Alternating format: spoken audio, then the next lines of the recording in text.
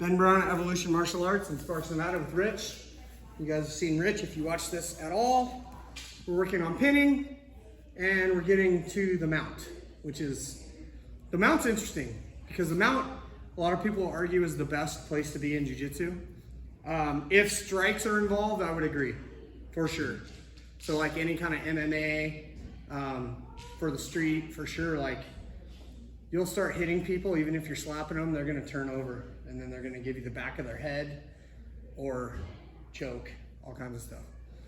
When you're new at jiu-jitsu, I remember being pretty new and not wanting to get to mount because I couldn't keep it. Every time I got to mount on someone who was any better than me, I got swept right away. I didn't understand what was going on. So we're back to the two main skills of pinning. One is, well, I guess there's three. There'd be how to get to the pin, how to keep the pin, how to flow from that pin to the next pin as soon as you start losing it. So we're just gonna talk in this video about the mount itself and kind of how to keep the mount and what to do in the mount. So you're on your back for me. Kind of angle that way. Yeah, perfect, perfect, perfect. We're not even talking about how to get to it right now, not in this video, okay? A couple of things about mount. If my hips are on Rich's hips, then when he moves his hips, he moves me, right? So this isn't great if I'm just hanging out here and he can be bucking me, and what he should be doing is framing my hips, right? And bucking me, and like, I'm losing my mount, like he's already getting out. So when I get here, what I'm teaching people, if you get to mount and your hips are on their hips, grapevine both legs. So I'm hooking the inside of his legs, and then look, go ahead and hip up or whatever you want to do. He's not doing hardly anything to me. Right now, eventually he's gonna solve that problem, but that bought me some time. You end up in mount, when you're learning mount, as soon as you get there, grapevine. Now look, I've got my hands for base. So Rich could be trying to like capture my arm with your arm, and I'm just fighting that, right? And I'm just trying to stay here. I've got really good base here. Yeah, so he's gonna switch. Now, I can't really attack from there. So I gotta be able to come out of that and get some attacks going. Let's turn a little bit this way, perfect. My goal, what I will ultimately wanna do is climb my mount. So I want Rich to open up this space, this inside space, and I want to fill it with me. Let's come this way a little. Perfect. So I'm trying to get him to open his elbows up. If he reaches at all, even if he starts framing my hips, like I can climb my mount, your life just got way worse. When you're on bottom and a person's climbed their mount on you, your only job is to shimmy that way and get your hips back under my hips. If Rich did that, I would grapevine again. And I'm just trying to make your life kind of miserable with minimal effort. So I want you working really hard, and I'm not working hard hardly at all. Again, the other thing, if I end up here, I want to keep his hands off my hips. Because to free your hips, you got to have some kind of frame on my hips, right? So we're doing this, and then, oh look, I could start climbing, and then he's shimmying out, and I'm going back to my grapevine, and it's just mount maintenance. Let's back up again, this way.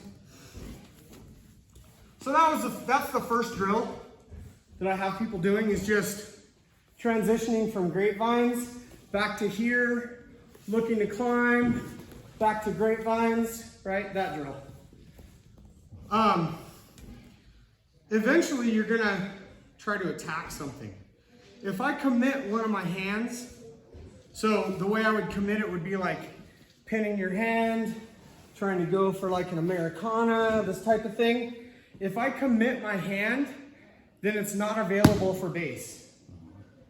And you would start looking to roll me, like a trap and roll in that direction. A common way I would commit my hand is around his head, right? But I can't base now, and you could even like pinch my arm a little, and I can't get it back. And then you can feel like if your feet are free, if your legs are free, I'm going. There's not much I can do about it. Yeah? so kind of a rule of thumb, if I commit a hand, and in the drill, we're just wrapping the head. If I commit a hand, I have to grapevine the opposite leg, right? Because the way Rich takes me that way is he bridges essentially this far side hip, the opposite hip. He's gonna bridge, yeah, like that. How do I negate that? I grapevine that leg. So you can bridge a little, but not nearly enough to take me over. So that is the drill, right? We're playing, we're doing everything we just did, but every once in a while, I'm gonna commit an arm and grapevine the opposite leg. The question was asked in class, can you grapevine both legs if you commit your arm? Absolutely. This is never a bad thing. But I want you to get in the habit of these two things happen at the same time. Like the second I go to commit, I'm grapevining. Now, eventually, and Rich, newly minted purple belt, yeah, it won't take you long to free that grapevine. You're gonna fight my foot with your other foot. What should I do then? I should abandon this and go back to mount maintenance. And then we're back to this place, back to here. Oh, I commit. Oh, I lost it, I'm back here. Yeah, ooh, you're doing what I want you to do. Right? Which is turning without having a frame. Yeah, now I can start doing cool stuff like this. I mean, that is the whole point of being this person, is I want you to do stuff that doesn't help you that much. I want you to do stuff that helps me. How do I get a person to do that? I smother them with those grapevines. And when you grapevine, you hip in, extend your spine. It's pretty uncomfortable. So we're being nice to each other in class. Just want to see, we'll just show them your version. You're going to go mount. Right? And we'll just play for a second. Okay, so double grapevines if you commit your arm, grapevine. If you're sitting here, you got to be fighting my hands, right? You got to keep my hands off your hips. And you want this. Climb it. So then my job is to go here, double grapevines. Yep. Yep, now wrap my head, and then grapevine, and then I solve it. So you're about to do what we were doing next in class. Just sit back up, fight the hands. Yep, commit your hand. Yeah, or climb, right? So it's either climb, or wrap the head, or pin the hand. Like these are just some of the things. So he's committed this, and he wrapped this right away. And then I'm gonna solve that. So instead of losing me, right, he's gonna sit back up, or he can double grapevine again. Those are the skills, yeah?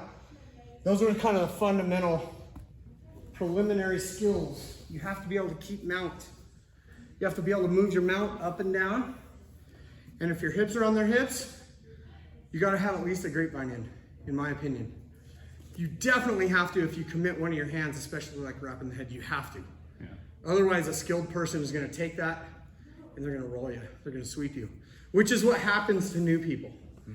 And they go, well, I don't like mount because I can't stay in mount. Well, you got to learn the skills of how to keep mount. The next video we're going to do here in just a second is one way to get into mount and back out of mount. It's the same way, right? There's a few ways and we're just going to do one of them today. Cool?